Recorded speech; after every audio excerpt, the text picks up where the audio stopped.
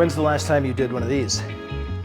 Probably the last time I saw you. I haven't seen one of these. I haven't done one of these since I left China. Really? Let's talk to me now. Really? Come on, I want to talk to you. I know, like casually. Nobody's just like, hey, I want to know something interesting. They don't come to me for that anymore. We'll wait until this podcast airs. Then people are going to be banging down your door. People are gonna watch. That's all that I'll know. All right, well, let me introduce the podcast, Okay. and then we'll get started. And I don't know, we'll try to get through this painlessly. I don't think we'll take too much time. Great. You've seen the Rogan thing? They're like Yeah. 3 hours. Yeah. We won't even do 2/3 of that. We might get to 90 minutes, maybe 100.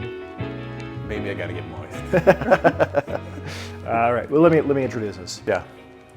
Hey everybody, I'm Jim Schneider, and this is my podcast, Work in Progress, where I talk to my friends about the work they do and why they do it. And today, my guest right here is Edaan Getzel. Yes, sir. Edaan and I have been friends for going on 20 years. We met back in either 2006 or 2007 in South Korea, Yeah. where we were both teachers. And let me just give you a little more of an introduction here. Edaan, actually it's blank. So if you would do me the honor of introducing yourself, tell the audience, tell the viewers, anything that you would like them to know about you. Sure. So yes, we did meet in South Korea in 2006. Yeah, you're We probably did right. that, and we basically popped in and out of each other's lives throughout that process. While I did start in South Korea, I did end up teaching. I then moved through a circuitous route into the kind of education technology space, which brought me back to China, where we were trying to, in 2016, use artificial intelligence and real-life English teachers to deliver a more compelling, shorter, more kind of digestible English language format than going into a classroom. So we went to China as I helped with my co-founder. We created this company. You reappeared back in my life and came back, joined me in China, and so we With a different company. I worked as a teacher for a different school. Yeah, and so then we came, and Shanghai was an expensive town, and we needed people to live with, so here we are. And then COVID forced me out, kept you in, I suppose, right? Yeah. So once I moved out, I came back to the US, and now I work in tech, no AI, no teaching, just getting on the phone and on Zoom, yelling at people. And now we're here. And maybe getting yelled at from time to time, I would imagine. I get yelled at a lot. But it drives you, right? Drives you to succeed and so on. Or insanity, yes. Yeah. Okay, yeah, so we're both back in the US now, and right now we're in... Yeah, right now we're in Denver. I grew up here, and I'm back in Denver. And we can work remote, and I work from home many days. I sometimes go into my office. But yeah, we're in Denver right now, and it's sunny outside. Yeah, and I'm visiting Denver, and I gotta say, it's a beautiful place. So far during my visit, we've gone rafting. Yeah. We've done some hiking. Yeah.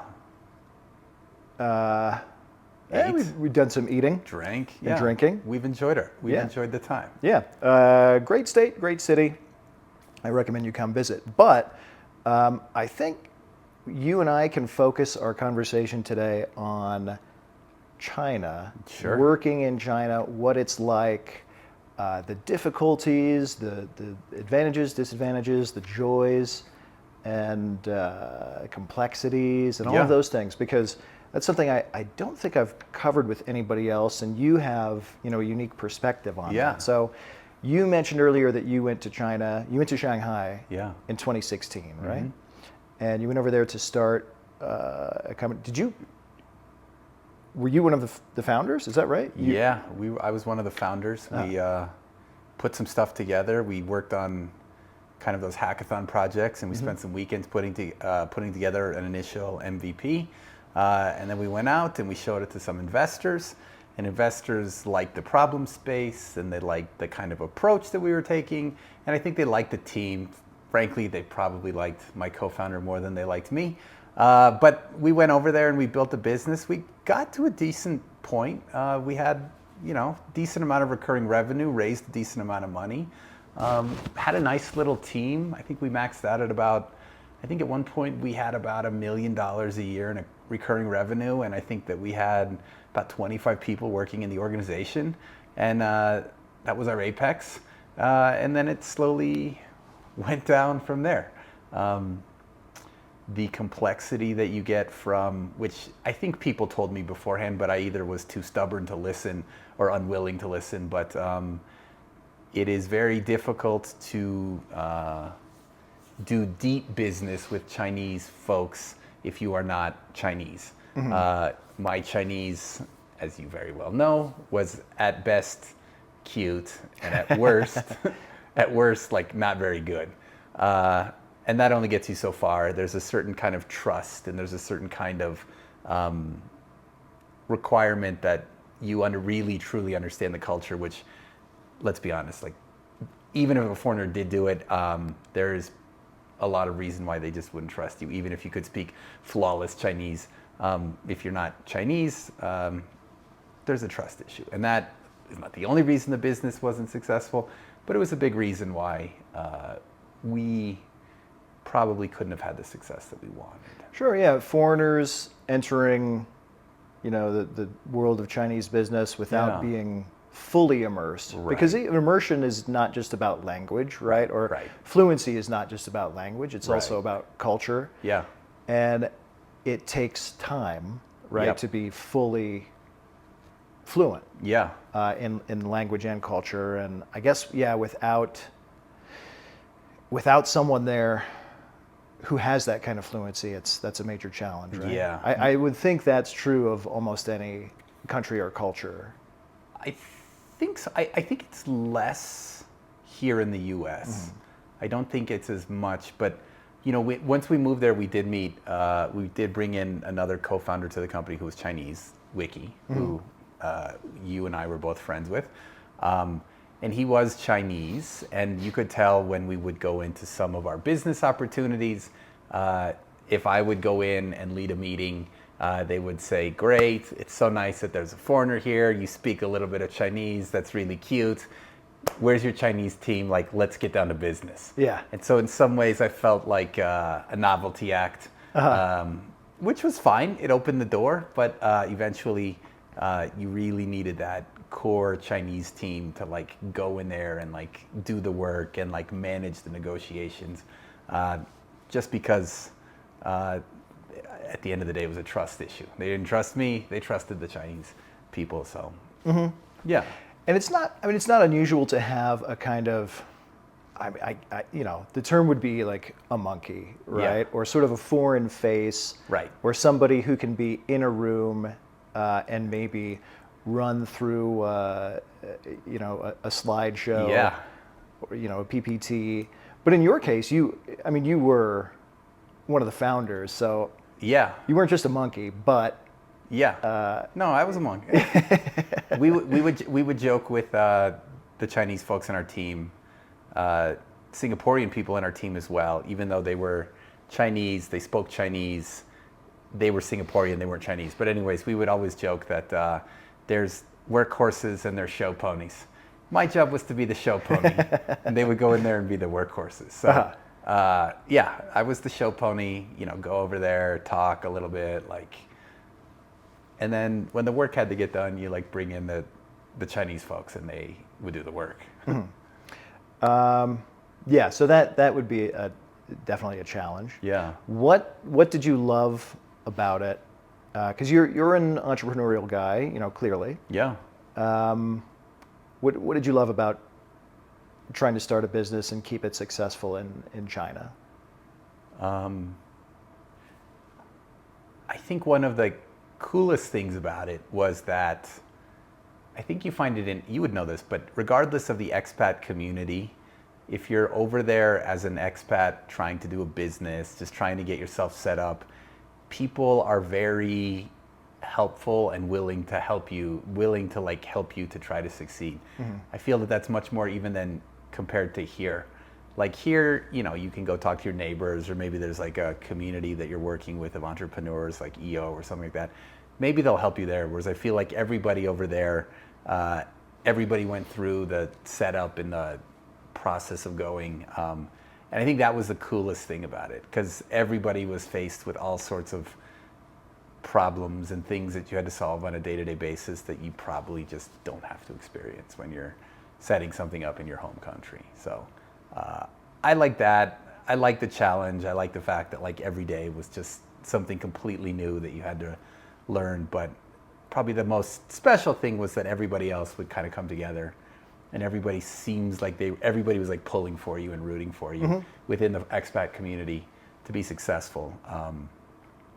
And that was nice. That was fun. Yeah, for sure. The networking is fun. Yeah. Yeah. They, and you could go places and people were like, happy to see you. Yeah. Whether you were going to an expat place or you were going to like a Chinese place, like vanity. I discovered vanity is my favorite sin too.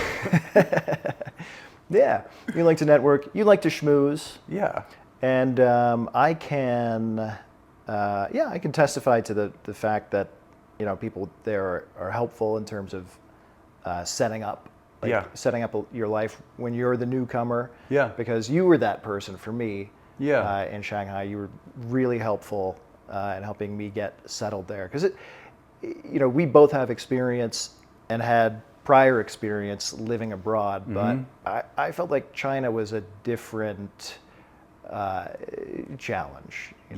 Largely because of the language, but also the culture. And sometimes in Shanghai, the weather.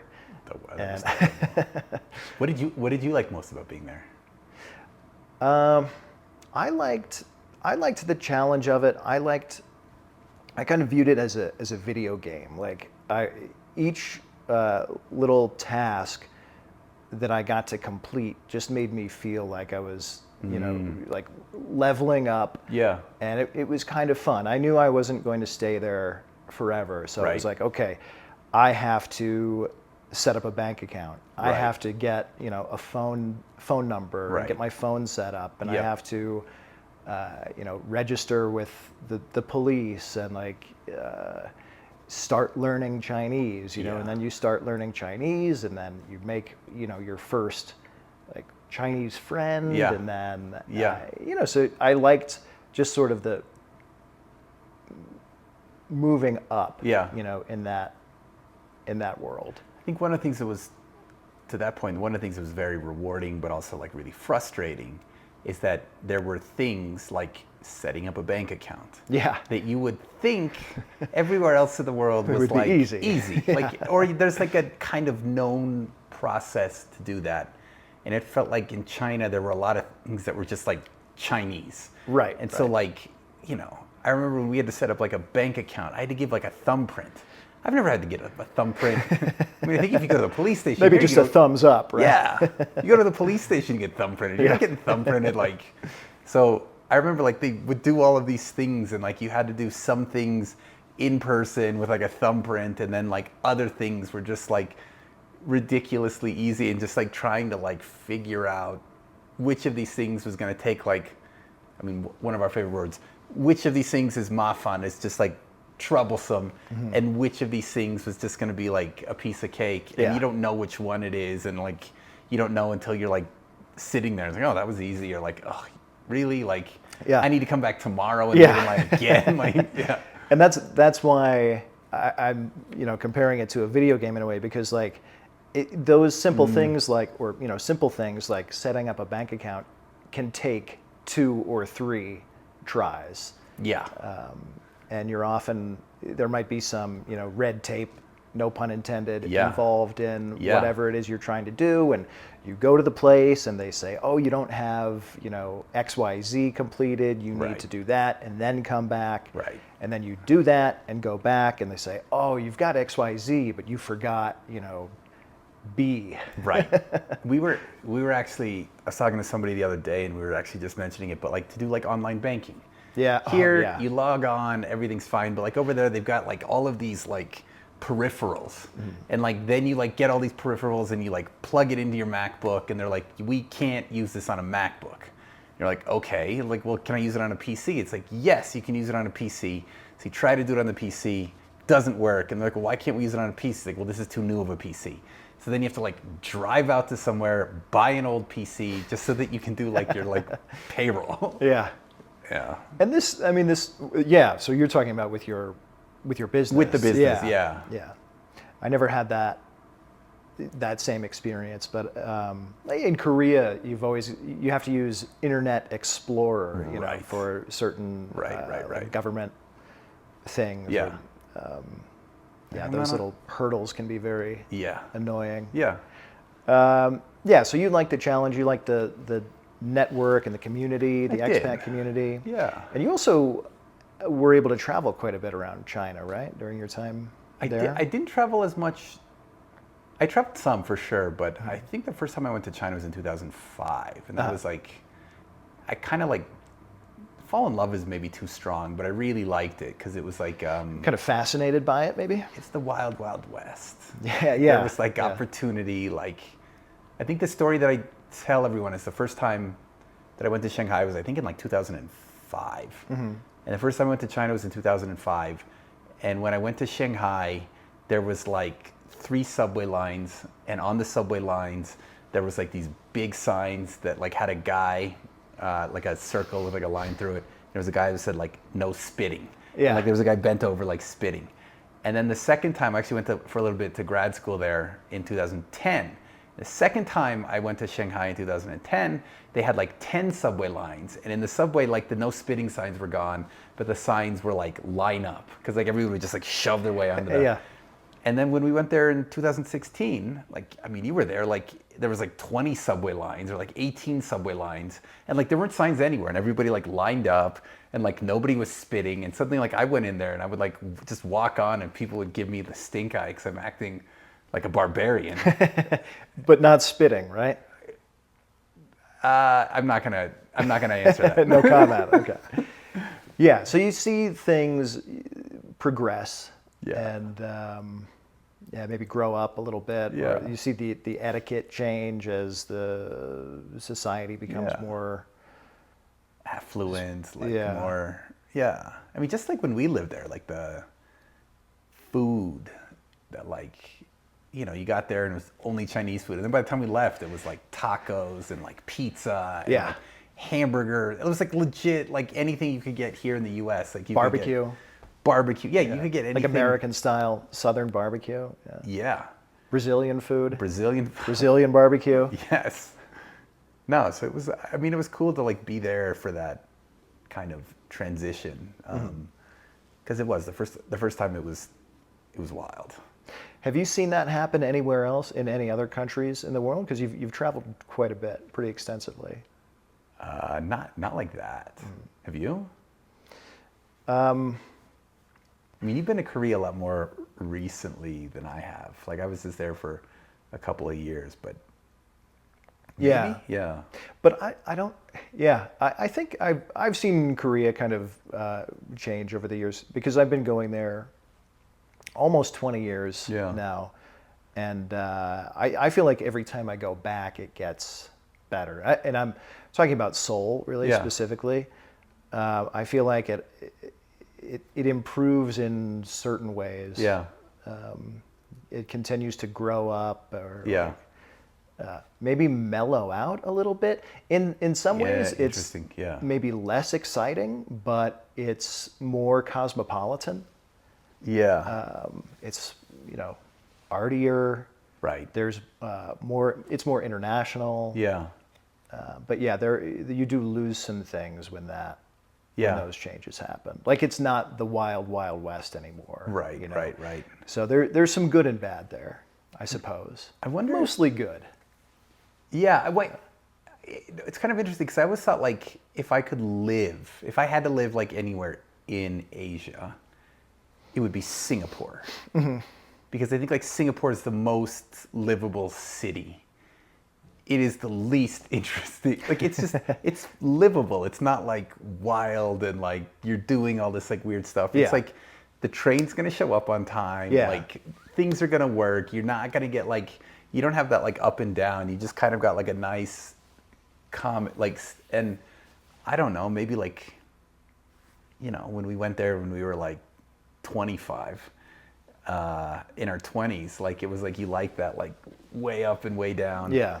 And then it just like, it wears you out though. Yeah. Like, You almost want it to be as different as possible. Right. When you first go Right. there. I mean, Right. when I moved to Korea, it was my first time in Asia. Yeah. And I loved how different Great. everything was. Yeah. And if I were to go now to Seoul, it would be different from America for sure, but not as much. Yeah. You'd have to seek out the differences, I think, a little bit more Yeah. than you would. Like, and you can still find that, you know, there are places in the city where it's uniquely, you know, Right. Korean or Right. uniquely Chinese outside of Shanghai, but Right, you right, do right. have to, you know, search for it a little bit more. Right. Yeah. I remember the first time when we lived in Korea, and like the first time I'd go to China, it wasn't as bad. But like the first time in China, like you went anywhere, and like people were just smoking. Yeah. Like everywhere. Like we were talking about this the other night. People are just like smoking everywhere. And like now in Shanghai, like if you see anybody smoking, let alone like smoking inside, you're just like, what are you doing? And like, am I happier that people aren't smoking in bars and like smoking in restaurants and smoking everywhere? Like, yes, it makes me feel healthier. I don't have to wash my clothes as vigorously as I once did. But it's also like, it's not as like wild or interesting or anything like that. So.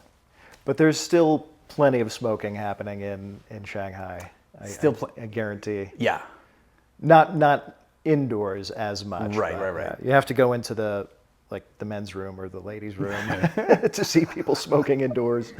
But there's a lot of it still outdoors. Yeah. So, what are some of the other? You've lived in Korea. You've lived in China. Where else have you lived and like either worked or studied around the world? So like I was in Sweden. I've got a master's degree in East Asian Studies from a Swedish university. In Lund. Yeah. None of that makes sense. But yeah, we went to Lund, and you came out and visited out there too. Lovely place. Yeah, it was great. And it was probably the exact opposite of China. Very relaxed, very calm, like everybody, or at least China at the time. Very relaxed, very calm, like easy to like, you know, very, very easy to live. Maybe at that point in my life, maybe a little bit too calm. Now, great, sign me up for Sweden all day long. But at the time, it's like there wasn't a whole lot, you know, going on. Yeah. And you were there, when did you start? Like 2010, 2009? I think it was like 2008 to 2010. And so you were going for your master's in East Asian Studies, and did you know at that time that you wanted to, or were you starting to think about moving to, you know, China, for example, and working or starting a business? What made you want to study or major in East Asian Studies? When we were in Korea, I met a friend from college, and she said that she had gone to this program in Lund. And I was like, oh, that like seems kind of interesting. I didn't know what I wanted to do when I grew up, and then still don't. But I looked at just a variety of different programs. I did. That first time I went to China was really interesting. I felt like that's where the future of everything is going. I remember like arguing. The thing that kind of sold me was the first time I went to Beijing. It was like, I don't know, 90 degrees with like 90% humidity. And I was walking along, you know, Tiananmen Square, and there was the big picture of Mao. And I was sitting there and I was just like drenched in sweat. And it was like the communist China. And I remember I was walking up and like this like Chinese kid saw me like sweating like a pig. And he comes up with this like bottle of water with ice in it. That, you know, he froze the bottle of water and he's like, here. And I was like, how much? And he was like, 3 renminbi. I was like, 3? Like in the store, it's 1. I'll give you 1. And he goes, no, 3. And so we sat there and we like haggled as like Mao was like looking over us. Yeah. And obviously we ended up settling on 2, and I drank the water and I felt better. But I remember just like, this is the heart of communist China. And this kid, like, and there was a bunch of kids like running around. Like there was this like amazing, just like hustle is the wrong word, but everybody was like doing something. It was this great energy. And I was like, all right, whatever's going on here in China, like it seems like these guys are like doing things for the next, 20 years. And so when I was looking at programs in Lund, because I wanted to go live in Sweden, do some studying over there, I was looking at it was the East Asian Studies or econometrics. And I was like, I don't know what I'll do with econometrics. I didn't really know what I was going to do with East Asian Studies, but I at least knew it was interesting. So there was a focus more on studying what was happening in China. Everyone's going to say, why did you go to Sweden to study China? You can't really study China in China. They, the government... The information might be a little one-sided. Patchy, yes. Yeah. Some things are covered, some things are not covered. So Yeah. you do have to go somewhere else. I don't know that Sweden's the best place to do it, but like you can't. So that was how I ended up doing that. There was like we did a semester of like field studies. So it was like go live in Shanghai, and that was in the middle of winter when it was cold. And what year? I think that was in 2010. Oh, okay. I don't think I knew that you had done that, or I forgot. Yeah. And we have a mutual friend who went to school with you in Lund, studying something else. But he always talks about how good you were at finding people who could cook really well, Chinese food, or I guess anything else, and becoming friends with those people. Our friend Pete said, Edaan's really good at finding people who can cook and getting on their good side. I don't know if that I don't know how that makes me come across, but thank you. No, it's a skill, Yeah. Okay, so you studied in Lund. You lived in Korea, lived in Lund, studied there. Yeah. And then after Sweden, you came back to the U.S. Yeah. So after Sweden, I came back to the U.S. and then got a little bit into. It was 2010, so there was like no jobs. Yeah. So I started working in real estate a little bit with my dad, and then that was kind of didn't really go anywhere. And I don't know if you remember, but at the time there was all those like coding schools. Yeah. In tech, and so I went and I moved to San Francisco and I did one of those coding schools, and I tried to figure out my path in there. I didn't do a great job, but the company that I ended up hooking up with, they ended up shipping me off to Singapore. So I went to Singapore for a couple of months. I learned that like Seoul's not that hot. So we went to Singapore for a couple of months and then moved back to San Francisco, met my co-founder, and then was working in San Francisco and then moved over to Shanghai. Ended up leaving Shanghai, not really leaving Shanghai, but closed the business, left Shanghai basically, and then I was doing consulting. So I worked for one company in Poland and then one company in like Bangkok. So I spent a year kind of like traveling around, went back to China to get all my stuff, got my stuff. COVID started happening. That's all I'll say about that. So I do joke with people that I brought COVID over from China. But you came back a little before that, right? So I think I was leaving. I think the first cases in Wuhan were like in like late October. Yeah, maybe. And then I left China like late October. Oh, okay. So like I mean I didn't, but like I like to tell people I did. You never know. It could have been stuck on the bottom of your shoe or something. Yeah. So. Okay. Yeah, and then and then back to the U.S. for you, and you were setting up. Here. Yeah. Okay. And aside from living and studying in different countries in the world, you've also traveled. Have you been to every continent? But haven't been Antarctica. Right. But then like just the Egypt part of Africa. I haven't. Okay. Yeah. I'd like to. The world's a big place.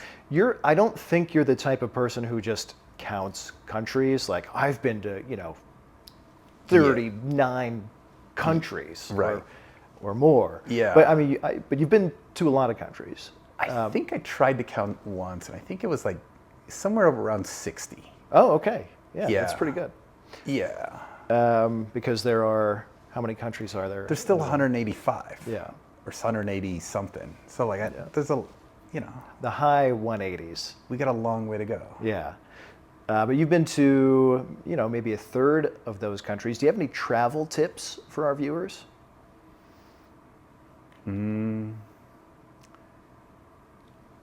International travel? You can almost always buy what you need to wherever you go. Like obviously if there's medicines, don't overpack is I think what I'm trying to say. You can always buy socks, you can always buy underwear, you can always buy something wherever you're gonna go. I think that would be my biggest piece of advice. Do you do that thing where you pack a bag and then you like take out half of it? No, I just like take a small bag. I was like, if it doesn't fit in the bag, it's not coming with me. And if I lift it, I've started implementing a policy. It's a friendly policy, like with my wife though. And she's a good packer, don't get me wrong. It's basically, if you can't lift it, you can't take it. And when you pack, do you fold or do you just throw everything in there? Are you an organized packer or a sloppy packer? I'm a roller. It's like you stack everything on and then and then you roll it and then you like stuff it in there because then you can get like good density for your space. That year after I left China and I was traveling around the world, I lived out of a carry-on suitcase the entire year. I had summer clothes, I had winter clothes in Poland, I had summer clothes in Bangkok. I had a suit in there too. And I was like, all right, and then you realize like how little you actually need. Yeah. And then you look around and you're like, wow, where did I get all this stuff? Sometimes I like to, if I'm doing an international trip, I like to pack stuff that I'm going to get rid of. Yeah. Like, Great move. old socks and underwear and shirts and stuff. So my bag gets progressively lighter the longer I'm there. And then I can make room for souvenirs and other junk. It's a great move because then like you're not scared to like lose it or like Okay, so pretty good travel tips. What about flying? When you fly, do you bring the eye mask? Do you use earplugs, noise canceling headphones? I don't do any of that. I just like get on the plane and like sit there and try to plow through it. I don't have any like good. What do you do? Noise canceling headphones for sure. Yeah. Aisle or window? If it's a long flight, I need the aisle for sure because I don't want to get one too many times. I've been trapped by the window. Yeah. And then I inevitably will, the person in the middle seat in the aisle seat will pop an Ambien or like a few Xanax and just pass out. Yeah. And I'll have to go to the bathroom for 8 hours. Yeah. And I have now a phobia of getting, stuck by the window, having to use the bathroom. So if it's a long flight, I want the aisle. And I want noise canceling headphones, and that's really all I need. If I have those two things, I'm set. Do you sleep? I have a hard time sleeping on a flight, which is also why I want the aisle. Right. Because I want to be able to get up. Yeah. If I, stretch out a little bit. Yeah. Bathroom access. It's very important to me. How do you handle jet lag? I was going to ask the same thing of you, but since you asked me first, I'll answer first. Poorly. Really? Yeah. I think it depends on when I get in. So if I get in the evening, then maybe I would just go out and try to have a few drinks so that I'll get tired. Yeah. And then fall asleep or pass out at a relatively, normal hour, like before midnight. Yeah. If I get in, let's say early in the morning, I might have to take a nap or something, but I try to stay awake and push through and, readjust my clock as soon as possible. But I don't know, it's probably not the best approach.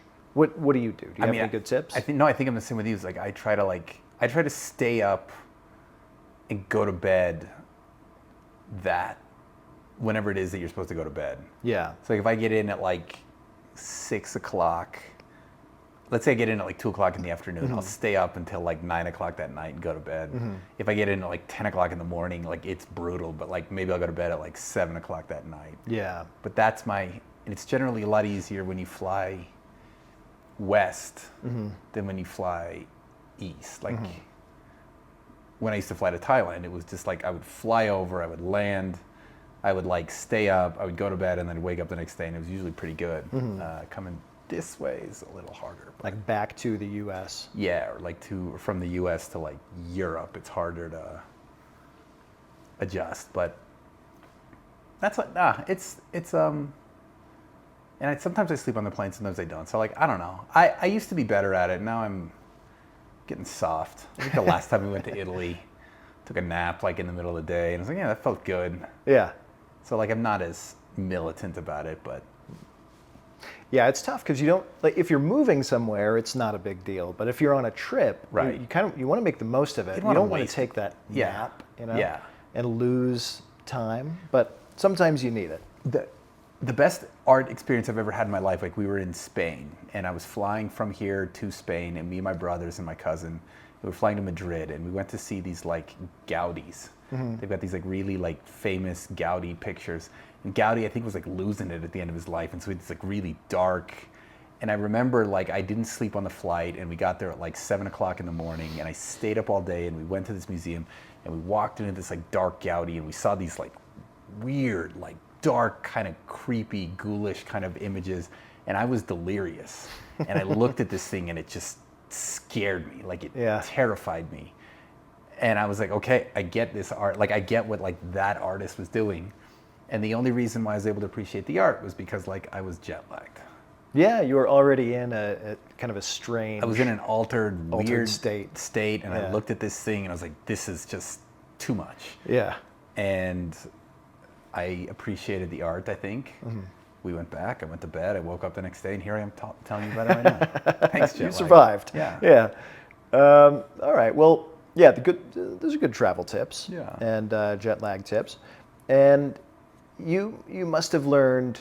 Let's cap this off with maybe a lesson or two that you would pass on to someone who wanted to go abroad and either study or start work or even start a business like yourself. What are one or two or three pieces of advice that you would give somebody who wanted to do that, pursue a kind of expat life or a life overseas? Yeah. Trust yourself. If you trust yourself, if you have like good, like kind of, if you're confident in your ability to like make good decisions, if you're confident in your ability to like measure people up and like understand when you're gonna, like good situations and bad situations are kind of universal. It's not like, a con man is a con man is a con man. It doesn't matter what culture you're in. Like somebody's gonna rip you off. So I think that's the most important thing. It's like trust yourself, and like things will be all right. And like if you feel like you're getting in a situation that you can't control, get out. And I think that would be the first one. The second one is like you don't know what's gonna happen, so like you're gonna get ripped off. Regardless if you're doing business or you're traveling or trying to go somewhere, somebody's going to see that you don't know what the hell's going on. You're going to get ripped off. So just like that, sooner you like acknowledge that, the faster you're going to get over it and you can like move on. I think those are the first two things. And then if you're confident and you're like not scared because you're about getting ripped off, then like people are going to want to be around you. You're going to be interesting. And I think, and when you can do that, like you'll attract more people and they'll tell you more things to do, and you'll have a better experience because like people who are there and know what's going on will want to involve you in their lives or whatever they're doing, and then you're gonna have like a great experience. But if you're like scared because you don't trust your decisions, you're never gonna meet anyone, and you're gonna be miserable, and you're gonna be like, I want to go home, and all very valid emotions, but not, you won't get out of it what you probably wanted to. Okay. Yeah, that is terrific. I don't know if that was, yeah, is that what you were going for? Yeah, yeah. Well, I mean, I'm going for whatever you want to pass on. I think those are all good pieces of advice, really, because, yeah, trust yourself, be confident. You are going. There will be bad times for Yeah. sure. Like you will get ripped off. Bad things will happen. Yeah. It's okay to quit, basically, Yeah. if you need to. Yeah. But you could also stick with it. Yeah. And roll with the punches. Yeah. And hang in there. Yeah. You're gonna get ripped off. Yeah, yeah. And it's But yeah, okay. but it's the way that you handle getting ripped Yeah. off, or Right. getting sick, Right. or maybe Getting having sick. a bad job. That's exactly right. Yeah. Yeah, like getting sick, like you go to some place and like you get sick and like it's gonna happen. Yeah. Just like don't feel sorry for yourself, like, oh, I got sick and I couldn't do anything. It's like, no, like it's part of the experience. And Yeah. Keep moving. keep moving. And if it's really awful, don't be afraid to quit. Don't be afraid Or to get quit. out of it. Yeah. Get out, yeah. Go find a nice hotel. That's okay too. Yeah. Yeah. Yeah, I've done that. Okay. Well, thanks, Edaan. Yes, we've sir. talked a lot about international work, life, international travel. Yeah. So let me ask you this. Yes, sir. What do you know about Canada? Nothing. Have you been to Canada? Yes. I mean, I know a little bit about Canada. I know, some stuff about Canada. I've been to Canada. Where have you been? I think I've been to all of the provinces except for like the far eastern ones. Ah, So like, like those like, I've been to like Yellowknife wow. or like, I think it's called like Moose Jaw, like way up there. Yeah. Like Okay. way up there. They got like, you can play putt-putt golf because the sun never goes down. You can play putt-putt golf at like 12 o'clock at night. And that's the only thing to do in the town because there's like, Did you do that? yeah, there's like 50 people in town. And like everyone's like, All let's- playing putt-putt golf Yeah. simultaneously? Like what else are you going to do? Okay. You're in Yellowknife in the middle of July. Well, you've traveled extensively in Canada. Yeah. I want to say more extensively than some of my other guests, even those guests I've had who've been Canadian. So what we're going to do now is put your knowledge of Canada and Canadian trivia to the test in a little segment called Canadian Trivia. Fantastic. Are you ready? I hope so. Let's do it. Let's do it.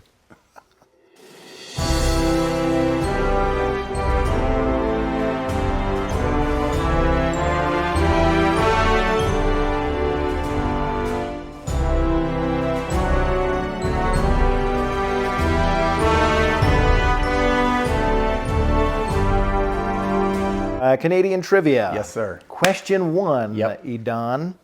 Number 1. What popular sport was invented by native Canadian James Naismith? Great connection with similar names. And that would be basketball. Look at me. Correct. Look at me. 1 for 1 so far. Not too shabby. All right. Question 2. Yes. Meaning the round Yeah. in English, La Ronde is an amusement park whose French name reflects its location in what Canadian province? I'm aware that they speak French probably some people speak it in like British Columbia, but most people speak in Quebec. Final answer. Final answer, Quebec? Yes, sir. You are correct, sir. All right. Excellent. 2 for 2. Lovely. Okay. And you've been to Quebec? I have been to Quebec. Yeah. Have you been to Quebec? No, not yet. I want to go. It's on my list. Soon. This might be for the podcast at night, but like no better place in the world for 20-year-old American boys than Montreal. All right. Let's leave it at that. We'll leave it at that. Let's leave this thing We will leave it at that. PG Yes. 13. Yes. Okay. Question 3. You dirty man. Originating in Canada, what pizza, notable for its tropical fruit topping, was created in the 1960s by Sam Panopoulos? We're looking for the pizza. What pizza, I'm gonna go with Hawaiian pizza. Final answer? I think so. I think that makes sense. You would think Hawaiian in Hawaii, but like I think it's Hawaiian in Canada. It's tropical. And Final answer. you are correct. Look at me. Yeah, Hawaiian. Look at me. And that's a big one for everybody out there. Hawaiian pizza, invented in Canada. Yeah. Never would have thunk it. Who knew? Well, you knew. I did know. Yeah. But it's an interesting fact nonetheless. Question 4. Here we go. Question 4. 3 for 3 so far. Great. 4 of these people are Canadian. One of them is not. Jim Carrey, Okay. Norm Macdonald, Okay. Dan Aykroyd, Yep. 41st U.S. President George Herbert Walker Bush, Yep. Martin Short. Which 4 are Canadian? Unless they changed the Constitution that I wasn't aware about. It's the comedians. The 4 comedians that we have on there. The U.S. president was not born in Canada. So what was it? Dan Aykroyd, Jim Carrey, Yes. Belushi. I did not mention a Belushi. Well, there was not a Belushi. There was a Martin Short, Yes. Jim Carrey, Yes. Aykroyd, Yes. Mike Myers. I remember the 4 comedians. I will give you credit on this because Mike Myers was not in the question. Yeah. But is Canadian. He is Canadian. So I'll repeat the question and you Yes. can tell me. So 4 of these people are Canadian. One of them is not. Jim Carrey, Yep. Norm Macdonald, The Dan best Aykroyd, 41st U.S. President George Herbert Walker Bush, one. Yep. Martin Short. Which 4 are Canadian? Martin Short, Yes. Dan Aykroyd, Yes. Jim Carrey, Yes. and Norm Macdonald. Yes. How do we forget Norm Macdonald? How did I forget Norm Macdonald? Well, I guess I could have asked you which one is not Canadian. He's a Quebecois. He's from Quebec, no? I think so. Yeah. Yeah. Yeah. So which one is not Canadian? I'm going to go with President Bush. Yeah, you're correct. Okay, and final question. This is question 5 of 5. This Yeah. one's for all the maple syrup. Yeah. You're 4 for 4 so far. Kind of. No. You got it. I got an extra credit. Yeah, you got it. Okay. Thanksgiving in the USA is celebrated on the 4th Thursday of November, as you know. But when is Canada's Thanksgiving celebrated? I do believe that this is the second Monday in, is it October? It is indeed. Is that final answer? Look at me. Boom. If I had some syrup here, I would cover you in it. That was stressful. You got it all. This is why 20-year-old boys need to go to. For the syrup wrestling, the Canadian maple syrup wrestling. Yeah, they do interesting things with maple syrup in Montreal. Yeah. I would love to go to Montreal. I heard that Montreal also has a great deli culture. Oh, interesting. You may have gone too young to really enjoy that. I did not enjoy that. Yeah, like they've got basically you can do everything that it's a good town. The first time you were there, it was all about the booze and the women. When you go back, maybe it'll be more about the deli. Oh yeah, they've got more to it than that. I think they've got like that jazz. Oh thing yeah. In the summer, they got like a nice art scene. There's a festival up there, right? Jazz festival up there. They've got like a casino again. It's a nice town. We're actually thinking of going. I'd like to go. You should go. There's a direct flight from Denver to Montreal, which I think would be like nice. I should go. Yeah, fly direct and roll up that luggage. pack lightly. Okay, well that's yeah. No, I was going to say something that I don't think is. Never mind. Let's not get anyone fired. Okay, well you can tell me after the podcast. Yes. All right. Well, Edaan, thank you. Thank you. For This was sitting fun. down with me Yeah. and taking the time and giving some insight into your life and work abroad and here at home. Yeah. And demonstrating your knowledge, your vast knowledge of Canada and Canadian trivia. Vast. You did a spectacular job, sir. Yeah, the Canadian knowledge could be better, but yeah, good enough. 5 out of 5. Who knew? All the maple syrup. All right. Cool. Thanks, Edaan. Thank you. Appreciate it. This is great. Thanks. I can hear the applause from the other end. You were fantastic. I can feel the applause. Are you sure that's applause? No. Yeah. All right. Great work. I think that's Thank you. good. No, it was fun. Did you have fun? Yeah. You were so articulate. No. You were.